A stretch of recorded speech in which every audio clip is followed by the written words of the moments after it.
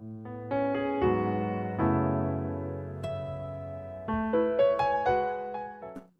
함께 나누실 말씀은 여호수아서 8장 1절에서 25절까지인데 좀 길죠. 그래서 저와 여러분이 한 절씩 교대로 읽으시겠습니다.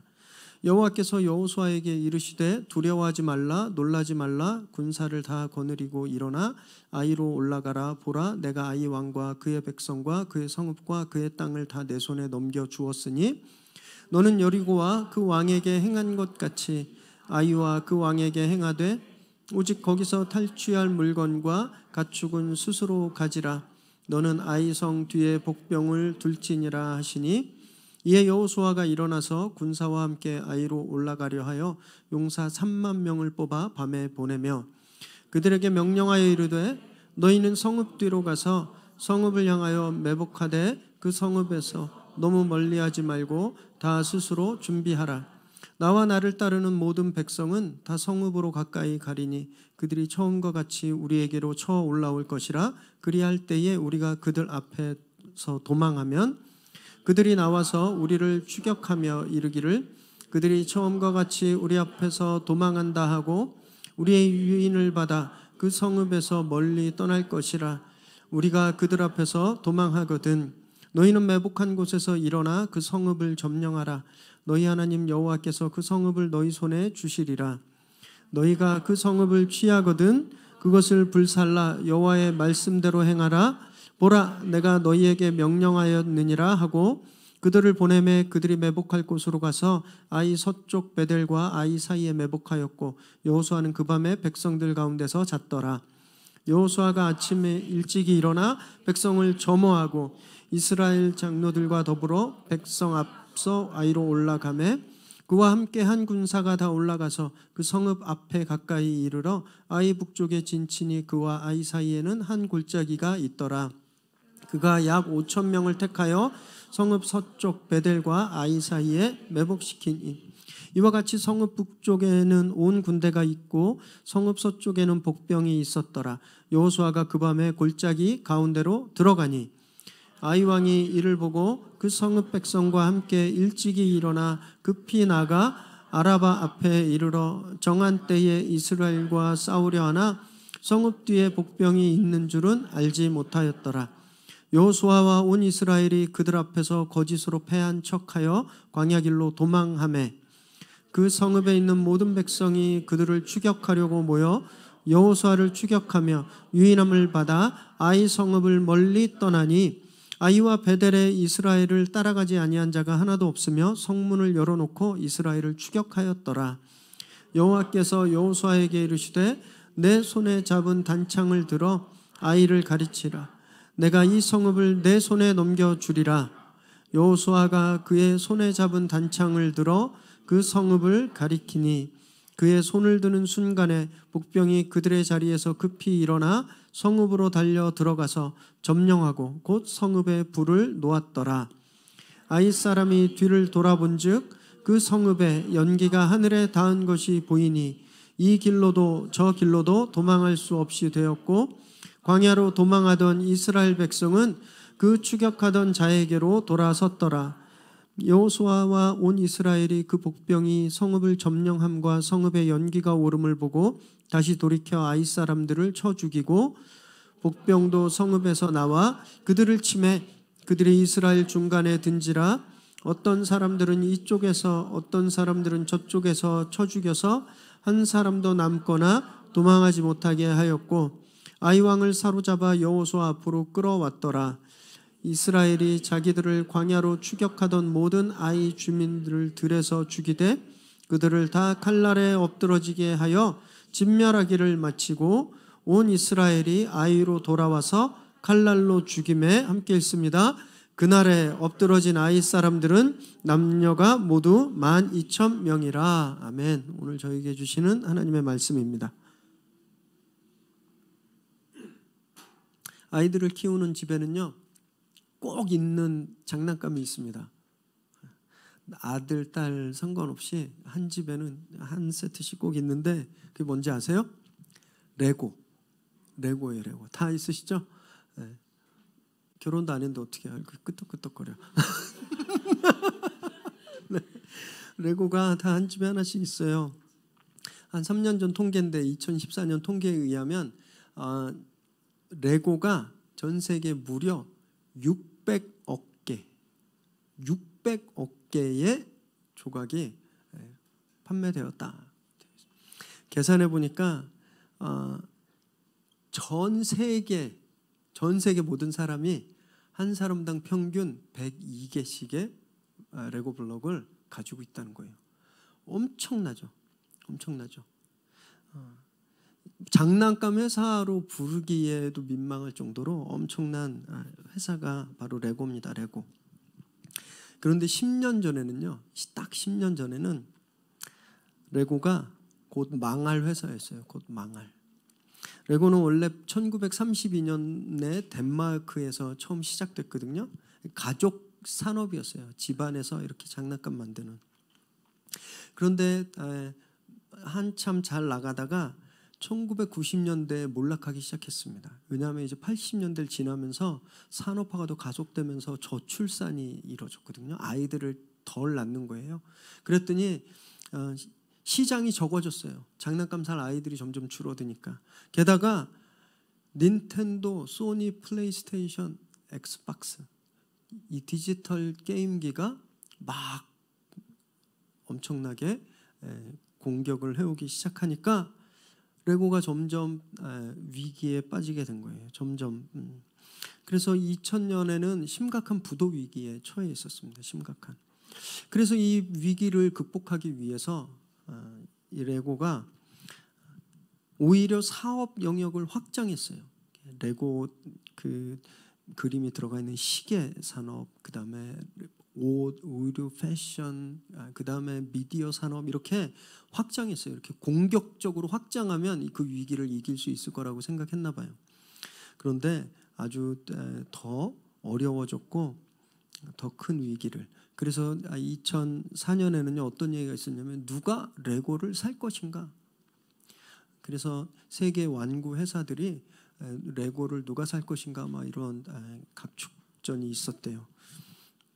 근데 이때 레고가 자신들의 실패를 바로잡기 위해서 아주 중대한 결정을 하는데 먼저 가족 경영을 포기했습니다. 계속 집안 대대로 가족들이 아빠가 뭐 삼촌이 뭐 조카들이 이렇게 운영해 오던 회사의 경영권을 내놨어요. 그리고 위르겐이라고 하는 당시 맥켄지 출신의 30대 중반 35살 먹은 이 위르겐을 전문 경영인으로 영입합니다. 굉장히 충격적인 획기적인 사건이었어요.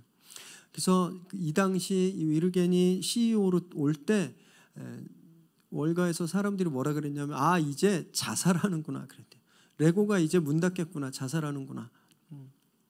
그런데 놀랍게도 이 위르겐이 CEO에 들어가고 슬로건을 걸었어요. 슬로건.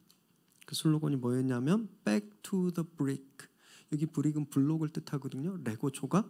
레고 조각으로 블락으로 돌아가자라는 것이죠. Back to the basic. 기본으로 돌아가자. 이 슬로건을 만들고 레고가 그동안 무리하게 확장했던 그런 불필요한 산업들을 다 정리했습니다. 그리고 집중했어요. 그랬더니 10년 후에 무려 5배나 성장했다는 겁니다. 5배. 그래서 지금은요. 레고가 부동의 세계 최대 장난감 공화국이 됐어요. 아무도 레고를 따라갈 수가 없습니다. 레고가 1990년대, 2000년대 큰 실패를 경험하지 않았으면, 그 위기를 경험하지 않았으면 아마 이런 오늘날의 이런 대제국을 이루지 못했을 거예요. 뼈아픈 실패가 오히려 전화위복이 되었다는 겁니다. 그래서요 기업들마다 이 레고의 사례를 통해서 전화위복 경영에 대해서 모델을 삼았어요. 그래서 위기가 왔을 때 우리는 어떻게 이 위기를 기회로 삼을 것인가? 아주 좋은 모델이 되었어요. 그런데 이 전화위복의 모범, 이것이 이 비즈니스에만 있는 게 아니더라고요. 말씀을 묵상해 보니까 레고보다 수천 년 전에 이미 하나님이 그 모델을 보여주셨다는 거예요. 그것이 오늘 말씀에 나오는 제2차 아이성 전투라는 겁니다. 제가 설교 제목을 한문으로 써서 이걸 제가 다 알 거라고 오해하시면 안 돼요. 한문을 못 읽으셔도 이렇게 너무 의기소침하지 마십시오. 아간이 범죄했어요. 아간이 범죄해서 이스라엘이 1차 아이성 전투에서 아주 참담하게 실패하게 되죠. 36명이나 죽었고, 그리고 대패를 했어요. 하나님께서 그들에게 거룩을 명하고 이들이 하나님 앞에 거룩하고 그 실패의 원인을 4차례에 걸친 제비뽑기를 통해서 찾아냈죠. 아간의 죄를. 그래서 아간과 그 가족들을 진멸해요. 그때 거룩이 회복되고 하나님이 화를 그치게 되는데, 이 여호수아 7장 26절 지난주 마지막 말씀인데 한번 읽습니다. 시작. 그 위에 돌 무더기를 크게 쌓았더니 오늘까지 있더라. 여호와께서 그의 맹렬한 진노를 그치시니 그러므로 그곳 이름을 오늘날까지 아골 골짜기라 부르더라. 아간과 그의 가족들, 그에게 속해 있던 모든 것을 돌로 치고 불로 태우고 그 위에 돌무덤을 쌓자 하나님의 맹렬한 분노, 하나님의 맹렬한 진노가 그쳤다 그랬어요. 하나님이 그냥 화를 내신 게 아니라 불타오르듯이 막 활활 불타오르듯이 화를 내셨었는데, 그 죄의 원인이 딱 끝나자, 그들이 거룩하게 되자 하나님의 화가 그친 거예요. 레고의 키워드는 back to the brick이었다고 한다면, 그래서 이스라엘의 핵심 키워드는요, back to the holiness, 거룩으로 돌아가는 것이었어요. 그들이 그 실패에서 거룩으로 돌아가자 하나님의 진노가 그치고 하나님이 개입이 시작되었다는 겁니다. 그리고 하나님이 이렇게 말씀하셨는데, 오늘 본문이에요. 1절을 읽습니다. 시작. 여호와께서 여호수아에게 이르시되 두려워하지 말라, 놀라지 말라. 군사를 다 거느리고 일어나 아이로 올라가라. 보라, 내가 아이 왕과 그의 백성과 그의 성읍과 그의 땅을 다 내 손에 넘겨 주었으니. 하나님이 여호수아에게 다시 주신 말씀, 그 말씀은 두려워 말라, 놀라지 말라라는 말씀이에요. 전혀 새로운 말씀이 아니에요. 이 말씀은 여호수아는요 이미 과거에 3번을 들었습니다. 신명기 1장 21절에 여호수아가 청년기 때, 지금으로부터 40년 전에 가데스 바네아에서 가나안으로 정탐꾼으로 파송될 때 한 번 들었어요. 두려워하지 말라, 담대하라. 그리고 신명기 31장 8절에 모세가 이제 자기의 죽음을 알고 여호수아에게 권력을 이양하면서 자기의 지도권을 이양할 때 여호수아에게 두려워 말라, 담대하라고 말했어요. 그리고 여호수아 1장 9절, 저희 이 배너에 써 있는 중심 주제죠. 1장 9절처럼 모세가 죽고 나서 어떻게 해야 될지, 내가 뭘 해야 될지 모를 때 하나님이 나타나셔서 두려워하지 말라, 담대하라, 이렇게 말씀하신 거예요. 오늘 말씀까지 여호수아는 총 4번을 두려워하지 말라는 말씀을 들었어요. 그래서 제가 한번 찾아봤습니다. 구약 성경에 두려워하지 말라라는 말이 몇 번이 나올까 찾아봤더니 39번이 나와요. 39번. 이게 되게 쉬운 거예요. 이게 구약 성경이 몇 권이에요? 39. 이게 모르실까 봐 알려드리는데 주일학교 때 많이 했던 건데, 3 곱하기 9가 뭐예요? 27. 그래서 구약은 39이고 신약은 27이에요. 그래서 더하면 몇이에요? 66. 성경은 전체 66권. 3, 9, 27만 딱 알면 일단 성경은 거의 반은 딱 먹고 들어가시는 거예요. 그 구약이 39권인데 평균 한 권에 한 번씩 하나님이 말씀하셨다는 거예요. 두려워하지 말라. 그래서 또 찾아봤어요. 그러면 이 39번 중에 여호수아에겐 과연 몇 번 말씀하셨나 찾아봤더니 신명기에 다 해서 오늘까지 4번. 그죠? 그리고 앞으로 더 나오는데 여호수아 10장 8절, 25절, 11장 6절 3번을 더 하셨어요. 그랬더니 총 여호수아에게 몇 번? 7번을. 하나님이 39번 중에 여호수아라는 사람한테 7번 말씀하셨어요. 이 7은 특별한 수라는 거 좀 다 아시겠죠? 완전수예요. 하나님이 7번이나 여호수아에게 두려워하지 말라고 말씀하셨다는 건 너는 완전히 두려워할 필요가 없다라는 말씀이에요. 내가 그렇게 완전하게 너를 두려움으로부터 해방시키겠다라는 말씀을 주신 거예요. 그래서 또 생각해 봤어요. 왜 여호수아에게만 이렇게 많이 말씀하셨을까? 여러분, 집에서 숙제 잘하는 애한테는 숙제란 말 안 하시죠?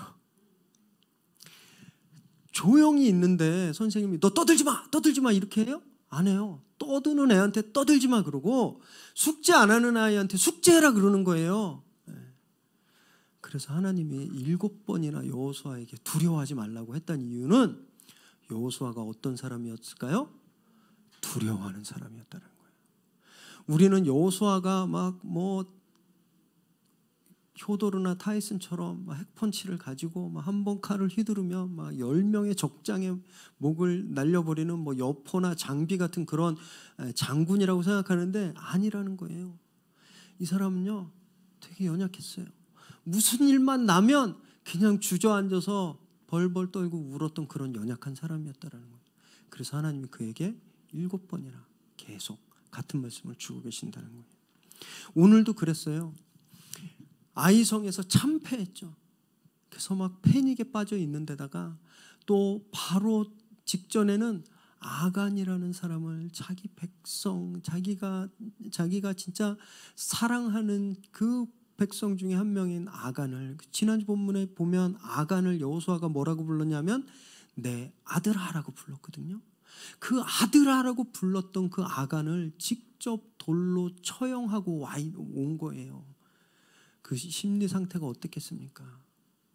완전 진짜 자괴감, 내가 이러려고 리더하나 막 이러면서 자괴감에 빠졌을 거예요. 하나님이 나를 리더로 세워서 그래서 내가 하고 싶어서 했나? 하나님이 시켜서 했지. 그리고 왔는데 아이성에선 막 이렇게 망신당했지. 그리고 내 백성을 내 손으로 죽였지. 그의 마음이 어땠을 것 같아요?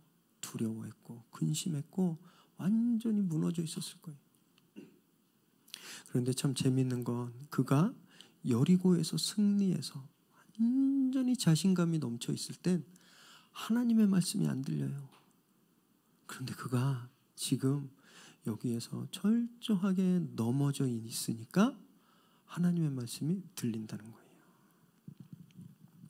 그 실패의 자리에서 거룩을 회복하니까 하나님의 말씀이 들린다는 거예요. 여러분, 그래서 신앙생활은요 실패가 없는 삶이 아닌 것 같아요. 우리가 예수를 믿는 순간 우리는 그냥 계속 쭉 성공하는 그런 게 아니라, 실패가 없는 것이 아니라 실패하지만 다시 하나님께 돌아와서 회복하는 삶, 여러분 그것이 신앙이라는 거예요. 그걸 여호수아를 통해서 우리에게 보여주고 계시는 겁니다. 성공하면 하나님 말씀이 잘 안 들려요. 잘 나가면 잘 안 들어요. 그래서 실패하는 거거든요. 그래서 실패할 땐 back to the holiness, 거룩으로 돌아와야 돼요. 그래야 우리가 그 실패를 성공으로 바꿀 수 있는 것이죠.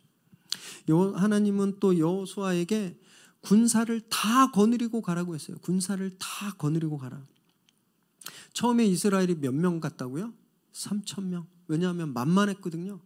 그리고 맨 끝절에 보니까, 오늘 말씀 맨 끝절에 보니까 아이성에서 다 죽인 사람이 12,000명이에요. 그러면 그 중에 싸움할 수 있는 사람을 아무리 많이 잡아도 3분의 1인데 4,000명을 넘지 않았을 거예요.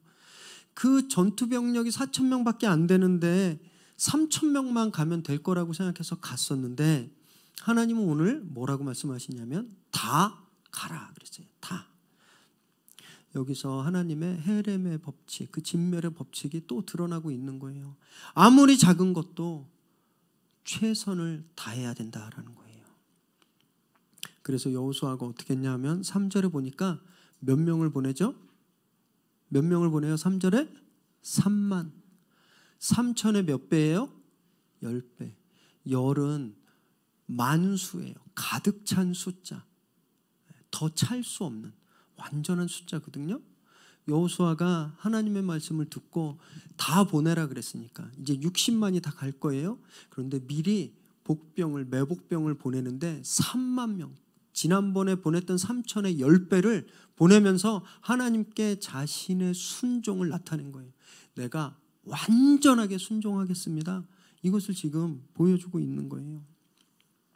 그리고 하나님이 전쟁의 방법에 대해서 설명해 주고 계신데 2절 말씀을 읽습니다. 2절 시작. 너는 여리고와 그 왕에게 행한 것 같이 아이와 그 왕에게 행하되 오직 거기서 탈취할 물건과 가축은 스스로 가지라. 너는 아이성 뒤에 복병을 둘지니라 하시니, 여리고와 같이 똑같이 진멸을 해야 되지만 아이성에선 전리품을 챙겨라 그랬어요. 물건과 가축들은 너희가 가져라. 그리고 성 뒤에 병사들을 매복시켜라 그런 거예요. 매복. 여리고와 달라요. 여리고는 전쟁이 이기고 전리품을 챙길 수 있었어요? 없었어요. 그거 챙겨서 이 사단이 난 거잖아요. 여리고는 자그마한 물건 하나도 자기들이 가지면 안 되었었습니다. 그리고 여리고는요, 군사작전이 없었어요. 뭐 병사를 나누어서 뭐 가서 매복하고 뭐 나오면 돌을 던지고 이런 거 없었어요. 그런데 왜 아이성에선 하나님이 다른 방법을 말씀하실까? 왜 아이성에선 전리품을 가지라고 말씀하셨을까? 왜냐하면 전쟁의 의미가 달라졌기 때문이에요. 여리고 전투는 가나안에서의 첫 전투였습니다. 첫 전투. 하나님께서 상징적으로 그 첫 열매를 다 온전히 걷어가시겠다 하신 거예요. 애굽에 있을 때 유월절 사건이 났을 때 하나님이 그 애굽 땅에 있었던 모든 장자들, 가축들, 사람이든 맨 처음에 난 생명을 하나님이 다 걷어가셨거든요. 하나님이 그것처럼 거룩의 전쟁을 시작하면서 가나안의 첫 전쟁, 그 첫 열매 여리고성을 내가 다 걷어가겠다고 말씀하신 거예요. 그래서 전리품을 가져가면 안 됐어요. 그런데 아이성은 다르다라는 거예요. 이제 하나님은 그 열매를 가져가셨고 이제 하나님이 우리에게 베풀어 주시는 전쟁이라는 거예요. 이 요단을 건너가면서 만나가 그쳤습니다. 메추라기도 그쳤어요. 그렇다고 이스라엘이 농사 지으면서 전쟁했나요? 그러지 않았어요. 계속 움직여가면서 전쟁을 했거든요. 그러면 먹고 살 게 있어야, 보급품이 있어야 전쟁을 할 거잖아요. 그래서 하나님이 그 보급품을 이렇게 채워주시는 거예요. 전쟁하는데 필요한 보급품을 아이성에 있는 제물로 충족시켜 주시는 것이죠. 또 이 작전에서는 하나님의 아주 세심한 보살핌이 들어있는데, 만약에 하나님이 또 아이성에서의 전쟁을 완전 진멸전으로 헤렘으로 선포해서 아무것도 가지지 마라 이렇게 명령을 딱 내리셨는데, 혹시 60만 중에 한 명이 또 아간처럼 하나님이 갖지 말란 물건을 살짝 하면 어떻게 되겠어요? 이스라엘은 또 망신당하고 또 하나님께 심판을 받게 되지 않겠어요? 그래서 하나님이 우리의 연약함을 미리 아신 거예요. 혹시 그런 일이 일어날까 봐 하나님이 미리 양보해 주신 거예요. 너희가 가져라. 양보해 주셨어요. 스스로 가지라고 한 이 스스로를 영어 버전에 보면 for yourselves, 너희들을 위해서라고 그랬어요. 너희들을 위해서 가져라 그런 거예요. 하나님이 내 것을 이제 너희를 위해서 양보하겠다라는 말씀인 거예요. 이것이 하나님의 세심함입니다. 하나님의 세심함. 우리는 그런데도요, 계속 먹고 살 걸 걱정하잖아요. 어떻게 전쟁을 수행해야 될지, 내가 저 성을 무너뜨리고 나서 그 다음 성을 쳐야 되면 이 정도의 군량미가 필요한데 이걸 어떻게 구해야 될지 우린 염려하잖아요. 그런데 하나님이 미리 다 준비해 놓으셨다라는 거예요. 명령하신 전투 방법도 완전히 여리고성과 달랐는데 4절과 7절을 읽으시면서 머리로 한번 그림을 그려보세요. 4절에서 7절 시작. 그들에게 명령하여 이르되 너희는 성읍 뒤로 가서 성읍을 향하여 매복하되 그 성읍에서 너무 멀리하지 말고 다 스스로 준비하라. 나와 나를 따르는 모든 백성 다 성읍으로 가까이 가리니 그들이 처음과 같이 우리에게로 쳐 올라올 것이라. 그리할 때에 우리가 그들 앞에서 도망하면 그들이 나와서 우리를 추격하며 이르기를 그들이 처음과 같이 우리 앞에서 도망한다 하고 우리의 유인을 받아 그 성읍에서 멀리 떠날 것이라. 우리가 그들 앞에서 도망하거든 너희는 매복한 곳에서 일어나 그 성읍을 점령하라. 너희 하나님 여호와께서 그 성읍을 너희 손에 주시리라. 여리고성에서는 어떤 작전이었죠? 작전이랄 것도 없었어요. 그냥 입 다물고 돌면 된 거예요. 돌면. 그렇게 돌았더니 성이 어떻게 무너졌어요? 하나님의 초자연적인 역사로 그 성이 무너졌거든요. 그런데 이번 전투는 하나님의 초자연적인 역사가 없다는 거예요. 온전히 백성들이 그 작전에 따라서 순종하고 최선을 다하면 아이성이 자기들 손에 들어오게 된다는 것이죠. 매복하고 유인하고 그리고 협공해서 적을 물리치는 이 전통적인 유인 전술 방법이 사용된 거예요. 여러분 전쟁에는요 전략과 전술이 있습니다. 전략과 전술. 사실 이거를 제일 잘 설명해 주실 현역 군인이 저희 교회에 한 분 계신데 오늘 근무 때문에 부대에 계세요. 그래서 제가 어쩔 수 없이 설명을 해드리는데 전략은 목표라고 할 수 있습니다. 목표 딱 세우는 목표. 전술은 그 목표를 이루기 위한 방법이에요. 방법. 그래서 전략은 what이라고 할 수 있어요. 무엇? 전술은 how, 방법이에요. 어떻게. 그래서요 전략은 쉽게 바뀔 수 없습니다. 안 바뀌어요. 전략이 바뀌면 다 바뀌는 거예요. 그러나 전술은 항상 바뀔 수 있는 거예요. 항상 그 상황과 때에 따라서 계속 바뀌는 것이죠. 여리고를 점령한다. 이것은 전략이었어요. 그래서 그때 사용된 전술이 하나님의 초자연적인 전술. 침묵으로 돌고 하나님이 무너뜨리시는 것. 아이성을 점령한다. 이것이 전략이에요. 근데 이것을 어떻게 무너뜨렸냐? 매복하고 유인하고 협공하는 것으로. 전술. 이 전술은 다 다른 거죠. 그러나 전략은 같았어요. 성을 무너뜨린다. 저희 교회도 전략이 있습니다. 위례새로운교회 전략은요. 복음으로 위례를 점령한다. 아멘 하시기 바랍니다. 네. 복음으로 위례를 점령한다. 이것이 저희 교회의 전략이에요. 전략. 이건 변하면 큰일 나요. 더 이상 교회가 아니게 돼요. 무슨 말씀인지 아시죠? 이 전략은 바뀌는 게 아니에요. 그러면 그것을 위한 전술이 있어야 될 거 아니에요? 전술. 때로는요. 침묵 전술이 필요합니다. 그래서 우리가 예배를 드리는 거예요. 그래서 교회에 나와서 기도하고 하나님 앞에 무릎 꿇고 하나님의 뜻을 구하는, 그래서 하나님께서 행하시도록 그렇게 초자연적인 역사를 바라는 그런 전술이 필요할 때가 있어요. 그런데 때로는요, 이 사람들처럼 지혜롭게 적극적으로 움직여야 할 때도 있는 거예요. 그래서 예배해야 될 때가 있고 밖에 나가서 전도해야 할 때가 있는 거예요. 그래서 막 나가서 홍보하고 모든 소셜 매체를 동원해서 홍보하고 또 보답을 바라지 않고 저희가 이웃사랑 실천 기금을 통해서 하듯이 지역사회 선한 사역으로 우리가 막 몸을 움직여야 될 그런 전술도 필요한 거예요. 그런데 아니 왜 이렇게 사역만 해요? 그럼 믿음이 없는 거예요. 기도해야지. 기도하면 하나님이 다 해주실 건데 우리가 왜 이런 걸 하려고 자꾸 그래요? 이렇게 이야기하는 건 하나님의 전술을 오해하는 거예요.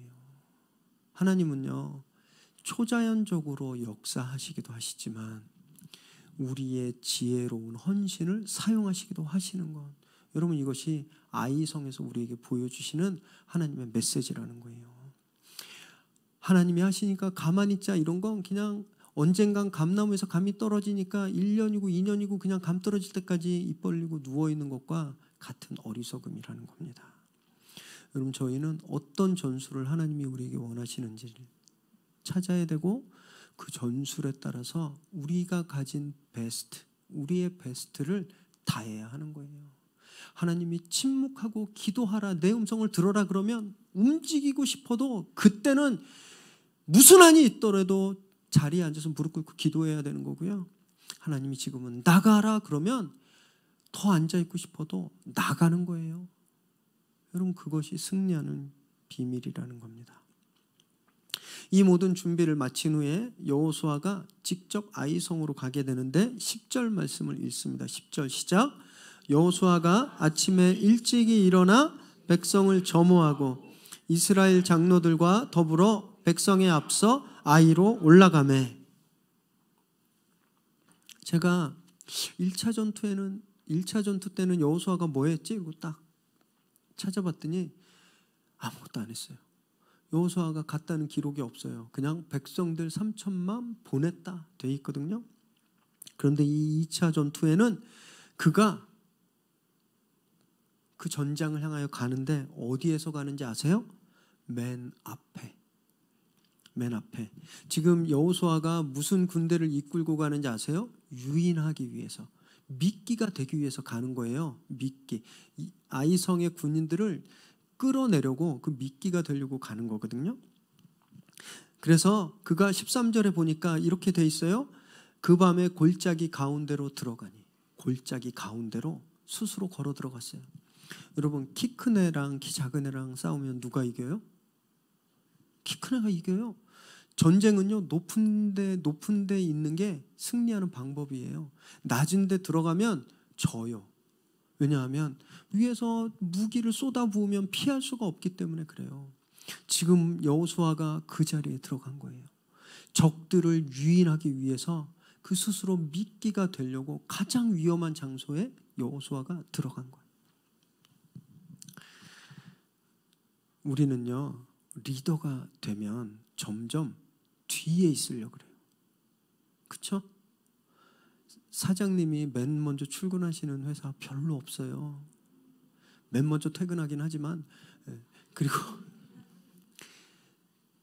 사장님 사무실이 지하 4층에 있는 회사 보셨어요? 이거 열면 옥수수 하나 있잖아요. 저기 롯데월드 옥수수. 그 꼭대기가 회장님 사무실이 거기에 있어요.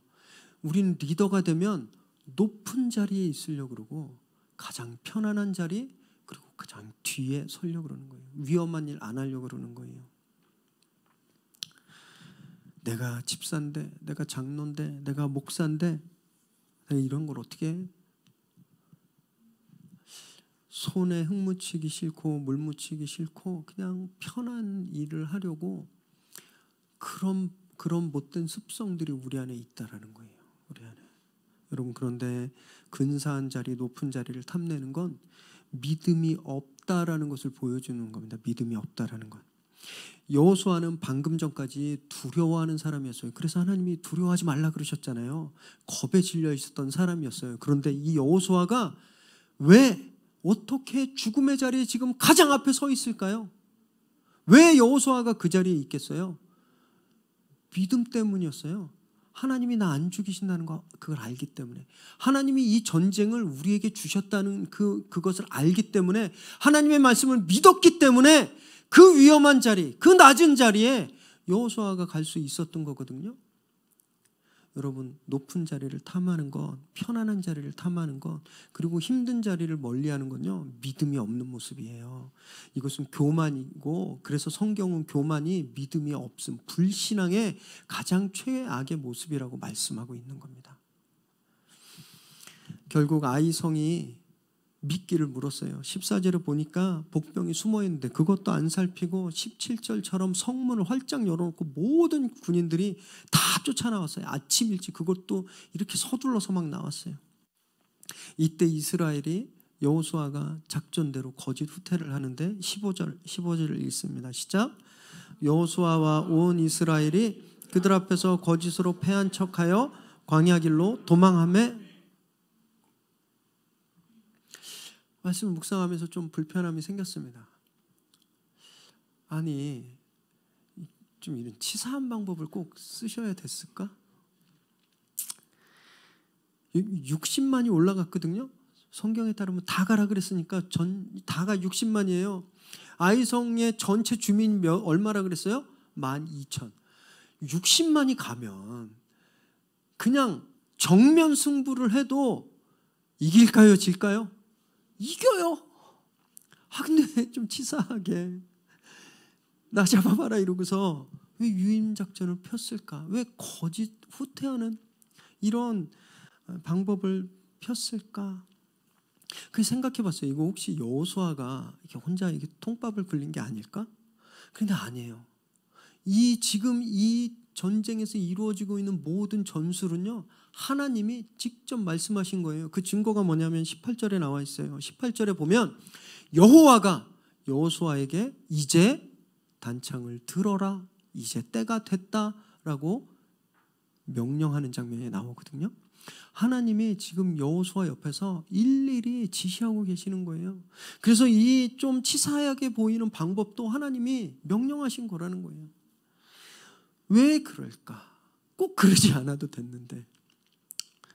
왜냐하면 하나님이 이스라엘 백성들을 보호하기 위해서였습니다. 보호하기 위해서. 지금 아이성은 아이와 베델이 함께 연합해서 연합군을 형성해서 전쟁에 임하고 있거든요. 지도를 한번 띄워줘 보세요. 지도 중간에 보면 예루살렘이라고 크게 나와 있는 거 위에 베델이 있고 그 옆에 아이라고 있죠. 요 성이 3km 정도밖에 안 떨어져 있어요. 3km. 아마 아이와 베델은요, 여리고가 무너진 소식을 듣고 바로 협력했을 거예요. 각계격파 당하면 우린 지니까 함께 모여서 연합을 하자. 그 증거가 17절에 보이면 아이와 베델이 추격했다라는 구절이 있고요. 그리고 여호수아 12장 16절에 보면 이스라엘에게 멸망당한 왕 이름이 나오는데 베델의 왕 이름이 나와요. 그런데 이 여호수아서에는 베델을 어떻게 멸망시켰는지 베델과의 전투 장면이 등장하고 있지 않아요. 그래서 많은 신학자들은 아이가 바로 이웃에 있는 베델과 연합해서 지금 여기서 전쟁을 하고 있다라고 해석합니다. 이 사람들이 나름대로 준비했을 거 아니에요. 그렇죠? 그리고 첫 번째 전투에서 그래서 이겼잖아요. 크게. 싸움 잘하는 사람만 고르고 무기도 갈고 닦고 철저히 준비를 했을 거예요.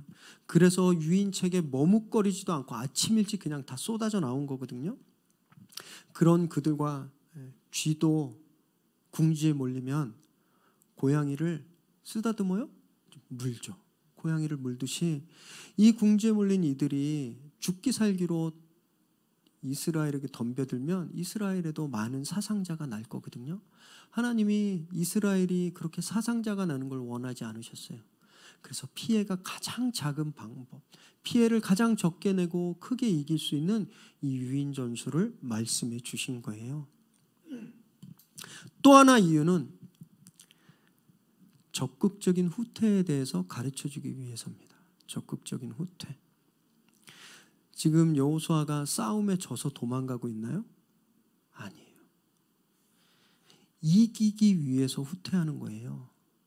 싸움에서 져서 힘이 없어서 도망가는 게 아니라 이 싸움을 크게 이기기 위해서 도망가고 있는 거예요. 적극적으로 후퇴하고 있는 거거든요.